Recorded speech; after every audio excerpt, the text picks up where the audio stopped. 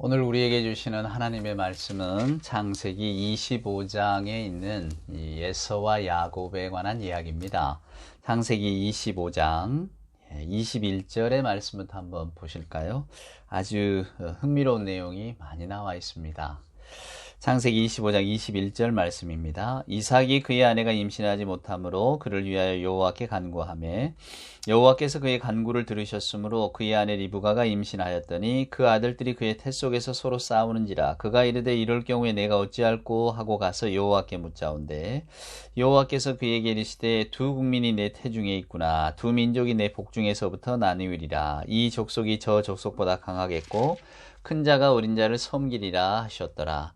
그 해산 기한이 찬즉 태 쌍둥이가 있었는데 먼저 나온 자는 붉고 전신이 토록 같아서 이름을 에서라 하였고 후에 나온 아우는 손으로 에서의 발꿈치를 잡았으므로 그 이름을 야곱이라 하였으며 리브가가 그들을 낳을 때 이삭이 60세였더라.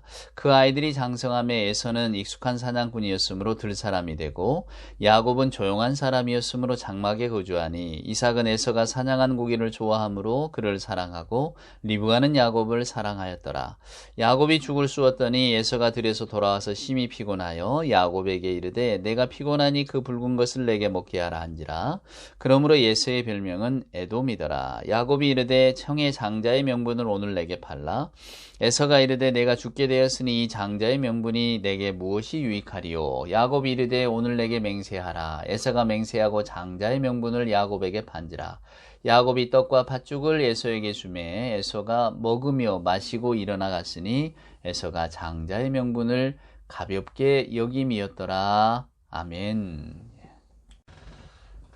드디어 야곱과 에서의 이야기가 등장을 했습니다. 구약 성경에 가장 논란이 많은 이야기이기도 하고요.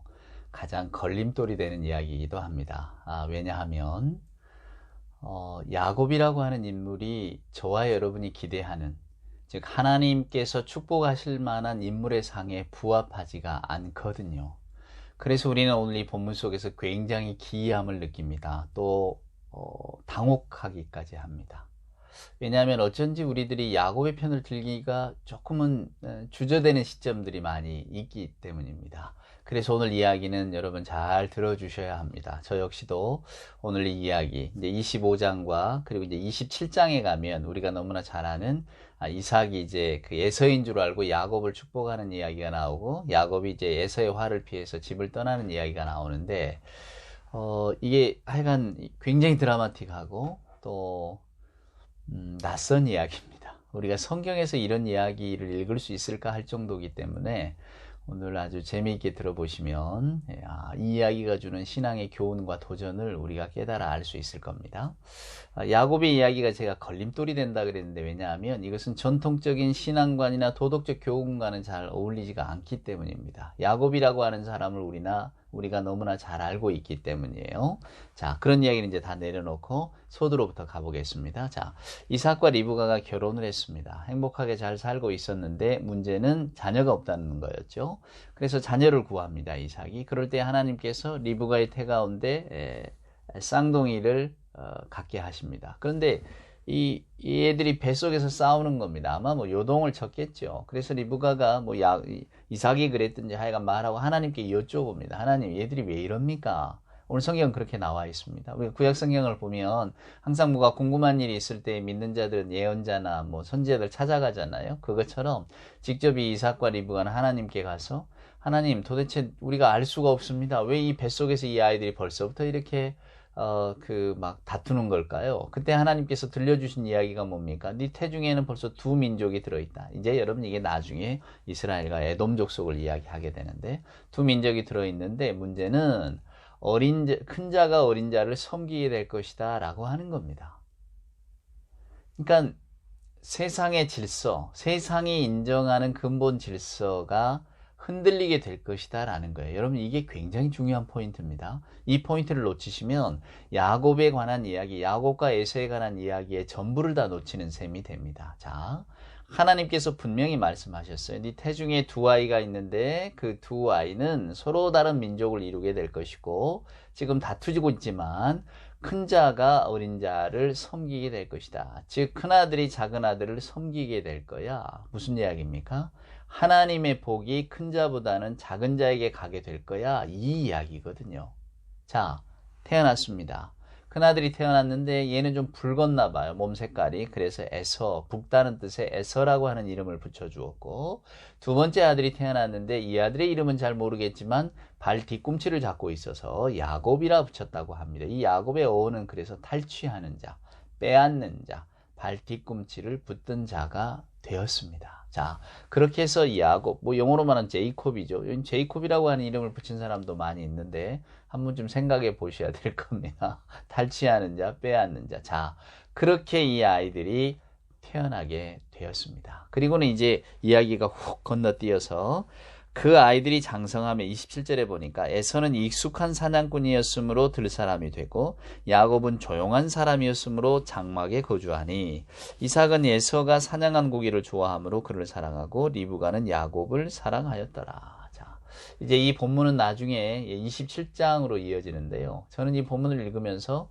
굉장히 좀 의아했어요. 자, 보세요. 에서라고 하는 이가 익숙한 사냥꾼이었답니다. 자, 들에 나가서 사냥을 했대요. 왜 그는 익숙한 사냥꾼이 됐을까? 원래 물론 타고난 기골이 장대였을 수도 있겠죠. 우리가 성경의 표현처럼 붉다 하면 어쩐지 좀 얼굴도 붉고 몸도 붉고 뭔가 좀 기운찬 사람 같이 느껴지지 않습니까? 그러니까 당연히 에서는 그래 익숙한 사냥꾼이 되었겠구나. 그의 어떤 그 외모적인 것이 풍기는 그 풍모도 사냥꾼이 어울릴 것 같다. 이런 생각을 자연스럽게 하게 됩니다. 그와는 반대로 야곱은 조용한 사람이었으므로 이게 히브리어 말로 탐이라는 뜻인데요. 뭐 욥이나 이런 사람에게 쓰여진 단어 속에 나옵니다. 그러니까 굉장히 좋은 성품, 선한 성품, 조용한 성품을 가졌다라고 하는데 거기에다가 야곱의 어떤 성격을 설명을 합니다. 우리가 좀 의아합니다. 왜냐하면 뒤로 보면 야곱은 그렇게 조용하고 온전한 성격, 온순한 성격의 사람 같지는 않거든요. 근데 어찌됐건 성경은 그는 조용한 사람이었으므로 장막에 거주하는 사람이 되었고, 그래서 이삭은 에서가 사냥한 고기를 좋아했기 때문에 에서를 사랑했고, 리브가는 야곱을 사랑했다. 이렇게 되어 있습니다. 즉 에서는 늘 밖에 나가 도는 아이였고, 야곱은 옆에 있으니까 어머니는 야곱을 좋아할 것 같습니다. 근데 여러분, 이삭은 왜 에서를 사랑했을까요? 성경에 이렇게 나옵니다. 이삭은 에서가 사냥한 고기를 좋아했으므로. 그때 당시 육식이 그렇게 흔한 건 아니었으니까 에서가 들에 나가서 뭘 잡아오면 그것을 맛있게 드셨다고 하지요. 요리야 리브가가 했겠죠. 근데 에서가 잡아온 고기를 좋아했기 때문에 이삭은 에서를 사랑했고 야곱은 리브가를 사랑했다. 성경이 이렇게 되어 있습니다. 벌써 여러분 이게 조금 어긋나고 있는 것이 느껴지지 않습니까? 자, 두 사람이 결혼하고 오랫동안 아이가 없었단 말이에요. 그래서 이삭이 하나님께 간구했습니다. 하나님 우리에게도 자식을 주십시오. 그때는 부부가 한 마음이었겠죠. 그러지 않았겠습니까? 근데 그 한 마음을 가지고 자녀를 원했던 지금 이 두 부부가 아이들이 태어나서 장성함에 서로 다른 아이들을 편애하고 사랑하게 됐다고 성경은 말하고 있는 겁니다. 부부가 좋은 마음으로 아이를 가졌는데 아이가 쌍둥이인데 하필 아버지는 큰아들을 어머니는 작은 아들을 사랑하게 됐다 이 말입니다. 우리가 생각하는 가정의 모습하고는 조금 어긋나 있습니다. 아니 두 부부가 다 두 아들을 사랑해야지 왜 서로 아이들을 편애하고 사랑을 합니까? 그렇죠? 모든 문제는 하여간 이런 어떤 이렇게 가족 간의 관계 속에서 매끄럽지 못한 데서 출발을 하게 됩니다. 자, 아까 말씀드린 것처럼 리브가가 야곱을 사랑한 건 이해할 만합니다. 이 방송을 듣는 분도 여자분들이 많을 테니까 아들이 둘인데 한 아들은 그냥 눈만 뜨면 나가서 없고 작은 아들은 옆에 있어서 항상 엄마 일도 도와주고 엄마에게 이렇게 자분자분하고 조용하고 온순했으니까 엄마 말도 잘 들었겠지. 그러니까 당연히 엄마는 이 아이를 사랑했을 것 같습니다. 근데 왜 이삭은 에서를 사랑했을까? 에서가 그냥 밖에 나가서 남자다워서 여기서 곰곰이 생각을 해보게 됩니다. 이삭이 왜 에서를 사랑했을까? 여러분 여기서부터는 추측입니다. 성경이 말해주질 않으니까. 그러나 그럴듯한 한번 이삭의 심정을 우리가 추론해 봅시다. 자, 이삭이 원래 형이 있었잖아요. 이스마엘이라고. 이스마엘이 쫓겨났습니다. 그 어머니 하가라고. 우리는 그 정도는 다 알고 있죠.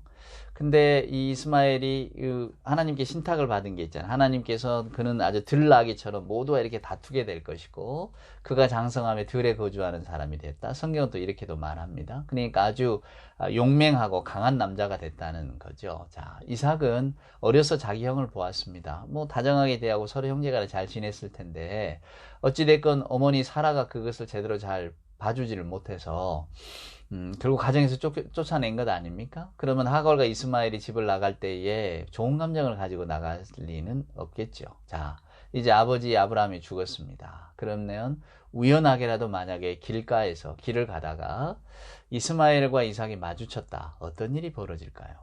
그렇게 아름다운 일이 벌어질 것 같지는 않습니다. 그것은 결국은 이삭에게 두려움이 되었을지도 모릅니다. 언제든 내 이복형인 이스마엘이 나를 찾아와서 그때 네 어머니와 아버지에게 내가 당한 소름을 좀 풀겠노라 라고 한다면 그때는 뭐 경찰이나 뭐 이런 치안이 제대로 되어 있지 않으니까 개인의 힘이 세면 그냥 그렇게 또 힘의 논리로 가는 것 아니겠어요? 그럼 막연히 이삭은 그런 두려움을 갖고 있지는 않았을까? 그런데 오늘 아들이 태어났는데 큰아들이 아주 강한 아들이란 말이에요. 이 아들을 보니까 나를 지켜줄 것도 같아. 그래서 이게 에서 맞아. 에서만 있으면 나는 괜찮아. 에서만 있으면 나는 보존할 수 있어. 에서만 있으면 우리 식구는 괜찮아. 에서야말로 이스마엘을 대적할 수 있을 아주 그냥 장수야. 이렇게 생각을 하진 않았을까요? 자기가 못다한 두려움, 자기가 가지고 있는 그 막연한 두려움들을 그는 에서에게 이렇게 투영하고 있는 건 아닐까? 제가 그냥 막연하게 추측하는 건 아니고요. 정혜자 선생이라고 하는 분이 있어요. 이분이 이제 어린이 마음, 어린이 심리 치료하는 그 전문가신데 그분이 쓴 책 서문에 보면 이런 장면이, 이런 대목이 나옵니다. 어려서 아마 한국 전쟁을 겪고 이제 아버지는 소식이 없고, 그러니까 돌아가셨는지 모르고, 어머니는 이제 일터로 나가잖아요. 그럼 자기가 이제 동생들을 돌봤다는 거죠. 해가 이렇게 뉘엿뉘엿지다 보면 어떻습니까? 돌아오신 어머니를 기다리잖아요. 그때 얼마나 외롭고 쓸쓸했을까. 그러니까 자기가 자기 고백을 하는 겁니다. 나도 보호를 받아야 되는 어린인데 나는 장녀가 돼가지고 말이에요. 그죠? 장녀가 돼서 동생들을 돌봐야 됐기 때문에 어디서 나도 두렵고 나도 무섭다, 나도 슬프다 이런 이야기를 못 토해낸 거죠. 그냥 해가 질 때 엄마가 돌아오기만을 기다리는 그 저녁의 쓸쓸함만을 자기가 가지고 있는 겁니다. 그런데 이것이 어른이 되면 어떻게 되느냐? 결국은 터지게 된다는 거죠. 그분은 이런 이야기 합니다. 부모의 염려, 부모의 불안이 결국은 자식에게 가서 발현이 된다고. 이 부모가 가지고 있는 막연한 불안, 부모가 해결하지 못한 심리적인 어떤 그런 어두움들이 이제 나중에 그 사람이 장성을 해서 자녀를 낳게 되면 자녀에게 그 불안이 전가가 된다는 거예요. 그래서 어린이 마음 치료를 해야 된다. 이제 이게 그분의 주장인데 저는 굉장히 일리가 있다고 생각했습니다. 역시 사람의 마음, 심리를 공부하는 분들이니까 거기에까지 마음이 미쳤겠죠. 그러니까 우리도 가만히 보면 말입니다. 어려서 이렇게 자라거나 지금 이렇게 내가 가지고 있는 불안을 이렇게 여러분 한번 살펴보세요. 그러면 내 어머니, 내 아버지가 가지고 있는 불안이 내게 그렇게 전해진 것일 수도 있습니다. 그런 것들을 통해서 이제 어떤 치유의 길을 찾아 나가는데 오늘 저는 이 이삭을 보니까 아마도 그런 게 좀 있지 않았을까 하는 생각이 듭니다. 늘 두려움이 있었고 늘 또 뭐랄까 언제든 이스마엘이 나를 찾아올지 모른다고 하는 그런데 아들을 낳았는데 아들이 장성한 아들이 하나 나왔단 말입니다. 야곱은 뭐 그냥 조용한 아이니까 이 아이는 이스마엘이 오면 도망가서 엄마 뒤에 숨을 것 같은데 에서는 아버지 내가 지켜줄게 할 것 같아요. 그렇게 해서 아마도 이삭은 에서를 사랑하지 않았을까 하는 것이 제 생각입니다. 오늘 뭐 성경 이야기는 않고 뭐 엉뚱한 이야기를 하냐고요? 아닙니다, 여러분. 곰곰이 들여다보십시오. 우리들의 신앙과 우리들의 삶이 하나님을 만나는 그 믿음의 자리에까지 이렇게 나아가는데 얼마나 많은 저와 여러분이 가지고 있는 약점들, 불안함이 있는지 모릅니다. 이런 것들이 어쩌면 우리는 막 뒤엉켜서 살아갑니다. 그러니까 오늘 이 이삭의 가정에서도 우리가 생각할 때는 이삭과 리브가의 가정, 그리고 기도 중에 낳은 아들, 두 아들을 두고는 정말로 두 부부가 기도하며 잘 키울 것 같지만 그렇지가 않잖아요.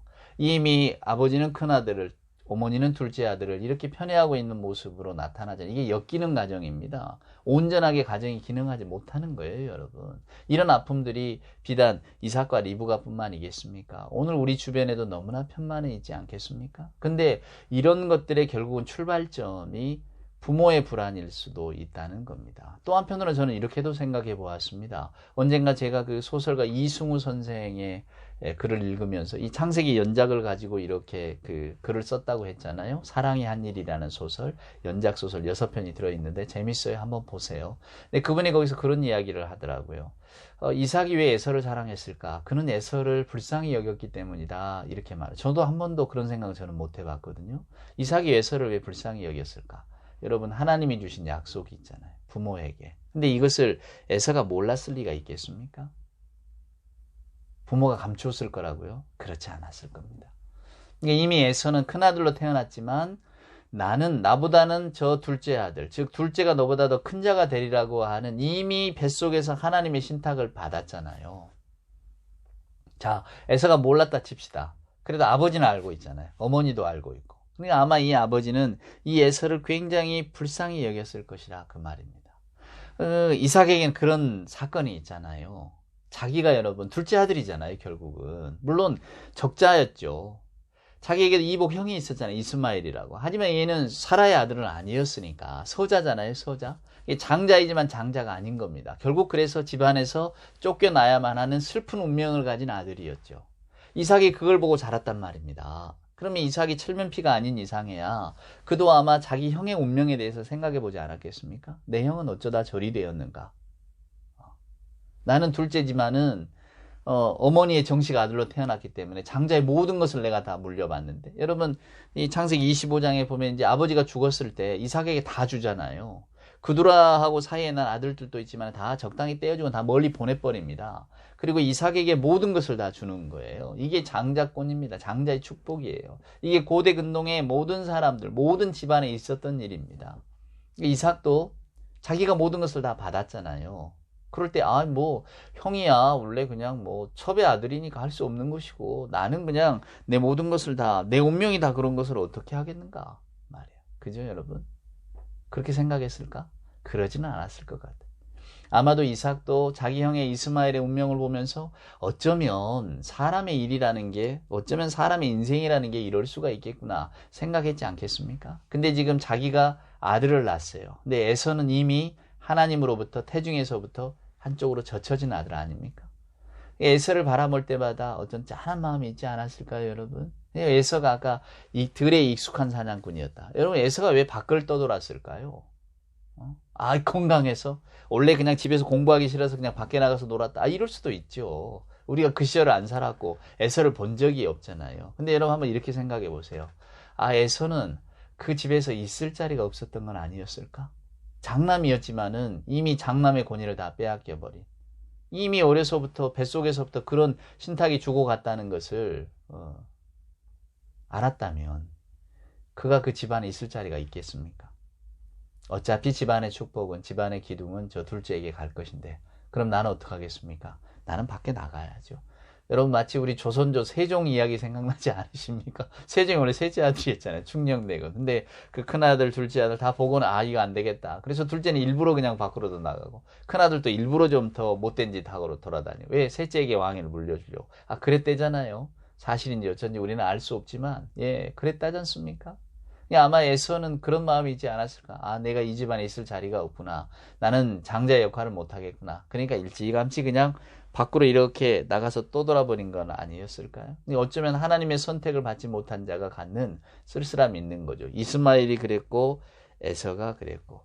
그래서 아마 이삭은 그런 에서를 좀 불쌍히 여기지 않았을까? 밖으로 떠도는 아들, 이게 너무 마음에 그냥 짠해서 내가 저 아이들을 사랑해 줘야지 그런 건 아니었을까? 여러분, 네, 성경은 나와 있지 않으니까 저와 여러분이 이렇게 한번 추측을 해보는 겁니다. 제가 오늘 여러분께 이 말씀을 드리는 것도 성경에 나와 있는 여러 가지 이야기들과 성경의 사람들을 여러분 너무 평면적으로만 보시지 말라는 거예요. 그들 역시도 우리와 같이 똑같은 인간의 형편과 상황을 가지고 그 속에서 살았습니다. 때로는 웃고 때로는 울고 때로는 하나님을 의심하고 그럼에도 불구하고 믿음의 끝자락을 붙들고 살아가고 이렇게 살아보고 싶었지만 잘 안 돼서 그냥 엉뚱하게 살아버릴 수밖에 없는 그런 인간의 어떤 슬픔과 한계를 다 가지고 있다 그 말이에요. 한번 생각해 보세요. 제가 뭐 이삭의 가정을 폄하하자고 이런 말씀을 드립니까? 아닙니다. 이삭과 리브가가 두 아들을 다 똑같이 사랑했더라. 얼마나 아름다운 모습입니까? 근데 오늘 성경은 기가 막히게도 이삭은 큰아들을 사랑했고 리브가는 둘째 아들을 사랑했더라. 이렇게 그냥 딱 나눠서 이야기를 하지 않습니까? 그러니까 오늘 이 집안의 이야기가 다 우리에게 들려오지는 않지만은 그렇구나. 사람 사는 게 다 니나 내나 똑같구나. 거기서 거기구나. 이삭과 리브가도 또 이것 때문에 얼마나 또 고통스러웠을까. 또 에서와 야곱은 또 얼마나 그랬을까. 서로 여러분 야곱이라고 아버지 사랑을 받고 싶지 않았고 에서라고 어머니 사랑을 받고 싶지 않았겠어요? 자녀들이 그런 것들에 대해서 민감하고 또 이렇게 더 사랑받고 싶었겠지만 에서 입장에서는 어쩐지 아버지는 나를 더 믿어주는 것 같고 그러나 어머니는 나를 좀 탐탁치 않은 것 같고 야곱 입장에서는 어머니는 나를 사랑하는데 아버지는 나를 좀 이렇게 못 믿어하는 것 같고 그러지 않았겠습니까? 그러니까 어쩐지 이 가정이 그냥 잘 돌아가는 것 같아도 서로 이렇게 매끄럽지 못하죠. 제가 에서를 변명하려고 하는 건 아니라고 서두에 말씀드렸죠. 왜냐하면 성경을 보면 에서가 부모의 마음 눈에 이렇게 벗어나는 짓을 여러 번 합니다. 이 에서가 여러분 들사람이었잖아요. 그러면 사냥을 나갑니다. 그러면 해 뜨면 나갔다가 해 지면 돌아옵니까? 그게 사냥이 아니잖아요. 한번 사냥감을 찾아 나가면 몇 날 며칠이고 들에서 자고 이렇게 합니다. 그럼 들에서 잘 때 어디서 잤겠습니까? 한 데서?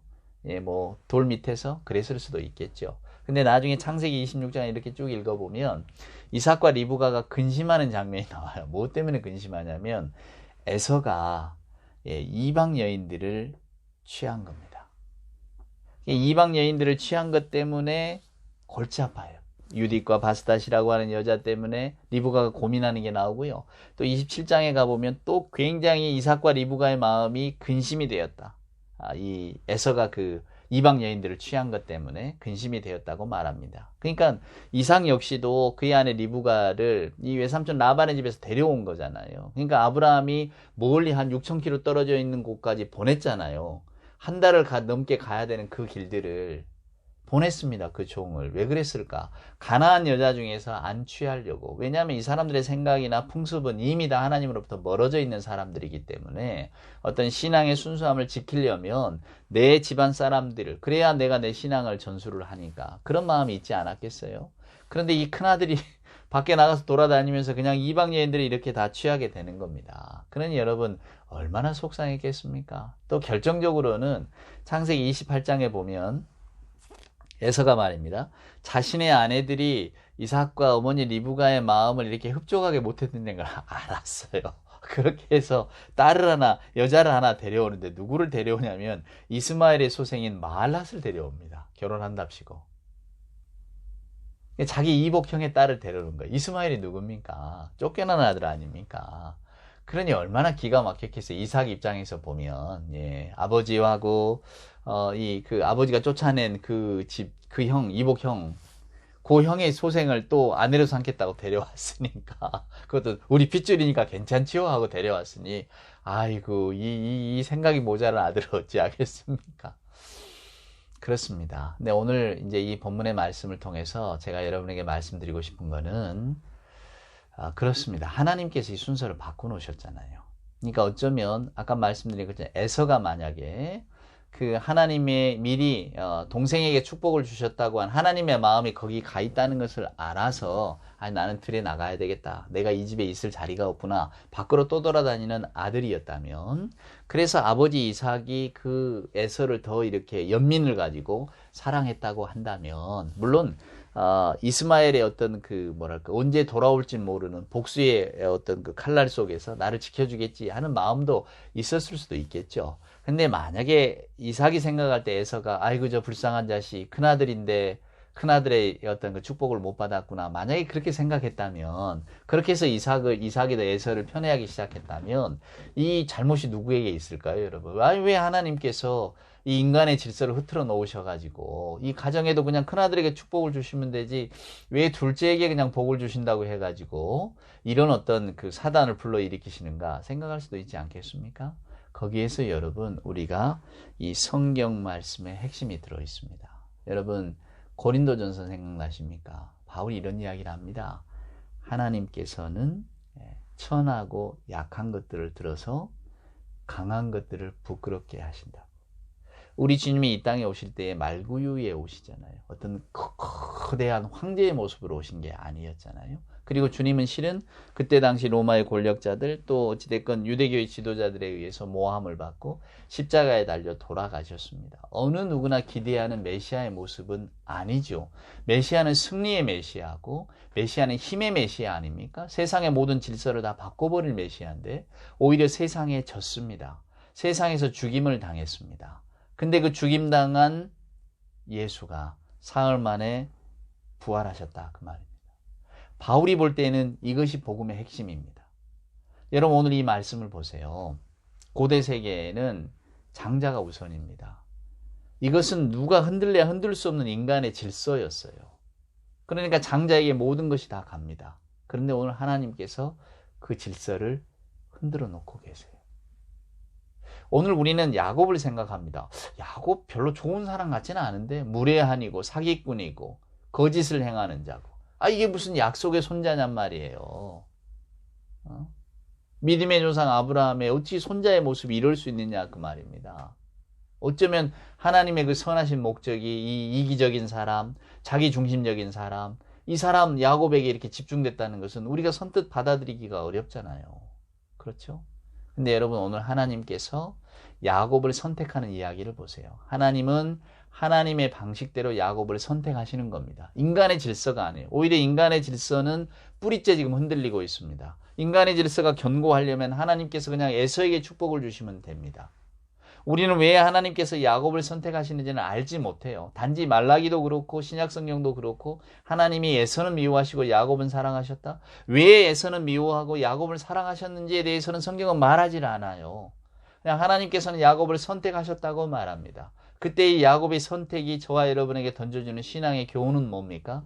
바로 하나님께서는 인간이 견고하다고 생각하는 모든 질서를 다 흔들어 놓으신다 그 말이에요. 그럼 야곱이 그것이 축복이 됐습니까? 아니에요, 여러분. 하나님의 선택은 야곱 인생의 고난을 가져다 주셨어요. 하나님께서 천부의 권리를 흩으셨잖아요. 사람들이 생각할 때 이건 하늘이 주신 법이야 생각했단 말이에요. 그게 뭡니까? 장남에게 모든 것이 다 가는 겁니다. 장자 축복.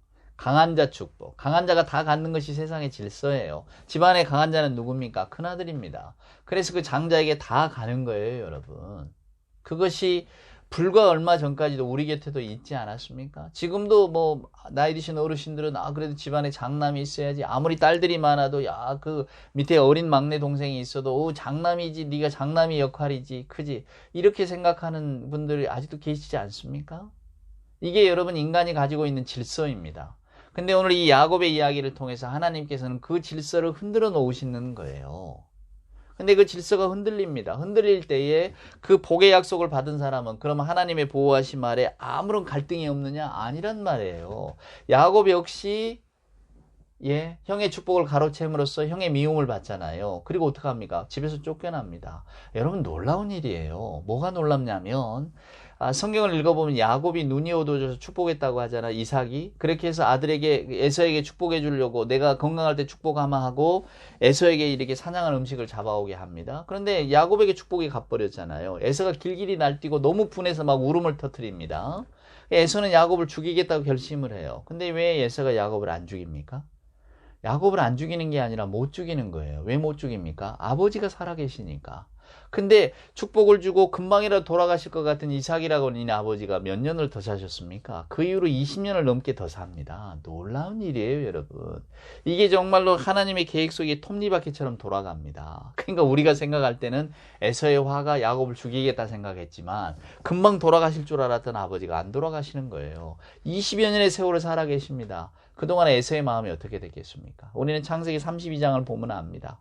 야복 나루터 건너간 야곱이 에서를 처음 만났을 때 야곱이 두려워하잖아요. 그래서 먼저 종들, 식솔들, 자기 사랑하는 사람 또 제일 나중에 떠나보내고 자기는 또 맨 마지막에 넘어가잖아요. 왜냐하면 에서가 습격했을 때 그 죽는 순서를 다 야곱이 정해놓았단 말이에요. 두려우니까. 근데 가보니까 막상 에서의 얼굴이 어떻게 변해 있습니까? 마치 하나님을 배운 것 같은 그런 온화하고 은혜로운 얼굴로 변해 있었다잖아요. 무엇이 그렇게 만들었겠습니까? 세월입니다. 시간이에요. 여러분 우리도 그렇지 않습니까? 당장에 어떤 일이 나면 너 죽인다, 용서 못한다, 내가 내 눈에 흙이 들어가기 전에는 저거 다 용서 안 된다 하지만은 그런 한이나 그런 분노나 그런 마음이 세월 지나가면 다 눈 녹듯 사라지는 것 여러분 많이 경험하셨죠? 전에 그렇게 미웠던 사람도 나이가 들어가면 야 그래도 얼굴 한번 보고 싶다. 어떻게 사는가 좀 궁금하다. 다 이러지 않습니까? 이게 인간의 마음이잖아요. 그게 놀라운 거예요, 여러분. 저는 이렇게 창세기 27장에 보면 이제 이삭이 막 어두워지고 내가 더 늦기 전에 축복해야 되겠다. 그럼 바로 이삭의 죽음이 나올 것 같은데 이삭이 바로 안 죽어요. 놀랍죠? 그 세월의 시간 동안에 에서에게 허락하신 하나님의 은혜가 있는 겁니다. 그러니까 오늘 우리가 헤아릴 수 없는 이야기가 성경에 다 들어있어요. 이 동화책이 아니잖아요. 그냥 이렇게 되어져서 잘 먹고 잘 살았다. 이렇게 끝나는 책이 아닙니다. 놀라워요. 하나님은 야곱을 선택하셨고 그러나 그 하나님의 선택이 그럼 야곱의 인생을 평탄하게 만들었느냐? 그렇지 않아요. 오히려 야곱의 인생에 돌을 던지신 거예요. 그 가정에서 어머니 곁을 떠나고 또 라반에게 가서 얼마나 많은 속임수를 당합니까? 가진 고난을 다 겪죠. 오죽하면 야곱이 여러분 애굽의 바로 앞에서 그 아들 요셉의 일로 바로를 만났을 때 내 인생 정말 험악했다고 내 나그네 인생길 험악했다고 이렇게 이야기하지 않습니까? 하나님의 선택이라고 하는 것이 여러분 그냥 무조건 복만을 이야기한다 그게 아니에요. 복이죠 물론. 오늘 이 이야기도 다 복에 관한 이야기입니다. 나중에 읽어보면 에서도 복을 받고 야곱도 복을 받고 다 복을 주세요. 근데 그 복을 받는 과정까지 그 복이라고 하는 것이 여러분 어떤 결과를 가져오는가. 어쩌면 하나님의 선택은 저와 여러분에게 끊임없는 갈등을 불러일으킬지 모릅니다. 오늘 에서도 보세요. 야곱도 보세요. 에서와 갈등이 생겼죠. 또 피해간 외삼촌 라반의 집에서 갈등이 있죠. 두 사기꾼의 대결 아닙니까? 아주 지략 대결이 치열하죠. 그 다음에 아이를 낳지 못했어요. 라헬이. 사랑했던 여인 라헬이. 그 라헬과의 또 갈등이 있잖아요. 그 다음에 가나안 사건을 두고 베델 사건이 일어나잖아요. 어디서 살 것인가 두고 그 아들들이 여러분 무도하게 성에 사는 원주민들을 다 디나의 일로 그냥 다 죽여버리는 일들이 나오지 않습니까? 그래서 결국은 또 거기서 정착하지 못하고 또 돌아다니는 일들이 있다 그 말입니다. 그리고 또 어떻게 됩니까? 사랑하는 아들 요셉을 잃어버렸던 이야기. 하나님을 신뢰하지 못하고 하나님을 자꾸 속이고 약속하고 번복하던 이야기. 우리가 성경에 다 나오지 않습니까? 그러니까 어쩌면 하나님의 부르심이 저와 여러분에게 행복을 위한 부르심이 아니라 갈등과 논쟁을 위한 부르심이기도 합니다. 하나님의 부르심은 공평을 추구하지도 않아요. 인간의 관습도 중요하지 않습니다. 그래서 저와 여러분이 오늘 이 이야기를 읽을 때에 초점을 야곱에 맞출 필요가 없어요. 아이고 목사님 이게 아무리 제가 이렇게 좋게 생각하려고 해도 저는 야곱이 참 이게 마음에 안 듭니다. 그래서 제가 서두에 이야기했잖아요. 이게 가장 걸림돌이 되는 이야기라고. 어떨 때 걸림돌이 됩니까? 야곱에게 초점을 맞출 때 걸림돌이 됩니다. 물론 하나님께 초점을 맞춰도 우리 마음속에 올라오는 의문이 너무나 많습니다. 왜 하나님 평탄한 가정에 돌을 던지셨습니까? 그냥 에서를 축복하시면 되지 왜 야곱을 선택하셔가지고 이 형제를 다 갈등 속에 만드십니까? 우리는 이런 질문을 할 수 있습니다. 그러나 성경이 저와 여러분에게 가르쳐주는 것은 하나님께서 야곱을 선택하셨다? 하나님의 주권입니다. 인간의 갈등, 인간의 현실 맞습니다. 그러나 그 속에서 야곱은 결국 하나님을 만나게 됩니다. 오늘 저와 여러분의 선택도 마찬가지입니다. 우리가 장자라서 우리가 그럴듯해서 아니라 분명히 말씀드렸잖아요. 오히려 하나님은 천하고 약한 것들을 택하셔서 세상에 강한 것을 부끄럽게 하시려고 즉 세상의 질서를 흔들어 놓으시려고 하나님이 우리를 찾아오는 이야기를 이렇게 만들어 가시는지 모릅니다. 우리는 야곱을 통해서 그 이야기를 알 수 있어요. 신학적인 교훈은 분명합니다. 인간이 세워놓은 전통 관습 질서가 있습니다. 그건 뭡니까? 장자우선, 힘 논리. 우리가 바라보고 우리가 경험하는, 우리가 누리는 것들, 저와 여러분, 이 땅을 살아가는 많은 사람들이 추구하는 것들, 그 자기중심과 이기주의에 가득 쌓인 그런 어떤 욕심 같은 마음들, 이게 어쩌면 흔들리지 않을 것 같잖아요, 여러분. 세상 그렇게 흘러왔잖아요. 지금 우리가 살고 있는 세상의 그 극대점을 보여주고 있지 않습니까? 결국은 승자 독식, 많이 가진 사람, 또 이기는 사람, 앞서가는 사람, 마치 그게 그 사람의 능력으로 얻은 것처럼 우리는 다 용인해주는 사회 속에 살고 있잖아요. 점점 더 부익부 빈익빈 양극화 돼간다고 하잖아요. 얼마 전에 미국의 뭐 상위 1%의 어떤 사람들이 코로나 시절에 늘어난 재산의 총량이 하위 50% 넘는 사람들의 전체 재산과 맞먹는다고 이야기하지 않습니까?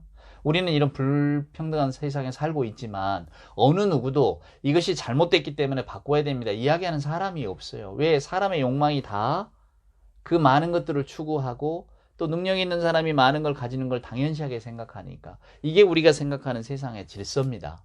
그러니까 하나님께서 성경에 말하는 대로 약자를 돌봐라, 동생에게 잘해줘라, 이런 이야기들이 어쩌면 마치 그냥 아이 뭐 좋은 말씀이지만요, 이렇게 그냥 이렇게 치부해 버릴, 마치 도덕교과서에 나온 것 같은 말씀처럼 여겨질 그런 상황 속에 우리가 살고 있잖아요. 근데 하나님께서는 분명히 이러한 세상의 질서에 돌을 던지시고 파문을 일으키시는 분입니다. 그렇게 해서 이삭의 가정 속에 야곱을 세우심으로써 아주 뚜렷한 전통과 관습을 따라가는 가정을 흔들어 놓으셨단 말이에요.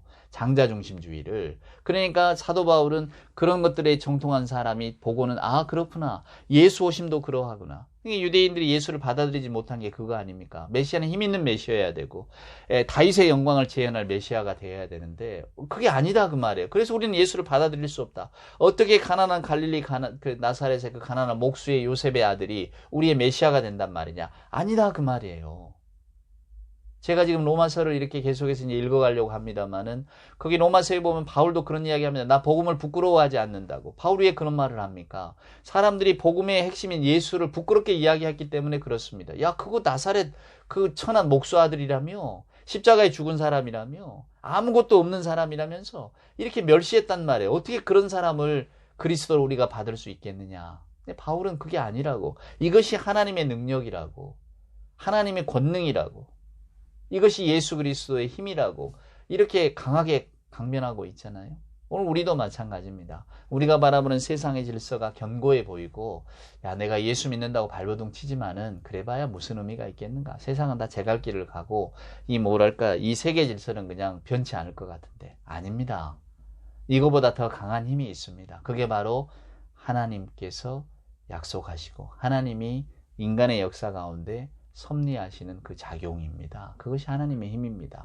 저는 그걸 믿습니다. 그래서 주의 말씀을 들을 때에 아 이게 주의 말씀이 반드시 이루어지는 말씀이구나. 그 실현에 미래의 소망을 두는 거죠. 여러분도 그렇게 생각해 주시기를 바랍니다. 창세기 이야기를 계속 이어가야 되겠지만 오늘은 여기에서 마쳐야 할 것 같습니다. 사랑하는 여러분, 오늘 이 에서와 야곱의 이야기를 마음을 두십시오. 하나님이 왜 야곱을 선택하셨을까? 제가 오늘 성경에 나오지 않는 여러 가지 이야기들을 그냥 들려드렸지만은 우리의 현실 가운데도 이삭의 가정과 같이 또 에서와 야곱의 갈등, 또 우리가 이런 어떤 갈등 현실 속에 있잖아요. 그러나 인간의 갈등 현실과 하나님의 관심은 언제나 기대어 있으면서도 또 달리 작용합니다. 오늘 또 하나님께서 우리에게 베푸실 은혜를 생각하십시다. 그리스도를 통해서 보여주신 그 약속을 생각하시고 저나 여러분이 믿는 자로서 또 어떻게 살아가고 어디에서 힘을 얻을 것인가를 한 번 더 생각하신다면 오늘 이 에서와 야곱의 이야기가 저와 여러분에게 던져주는 영적인 메시지가 저는 있을 거라고 생각합니다. 기대하십시오. 26장, 27장 계속 가면서 에서와 야곱 이야기 또 야곱의 일생에 하나님께서 어떻게 역사하시고 야곱은 어떻게 변화되어져 가는가를 제가 여러분들께 말씀을 통해서 들려드리겠습니다. 그때그때마다 주시는 은혜 가운데 우리의 영이 더 충만해지기를 소원합니다.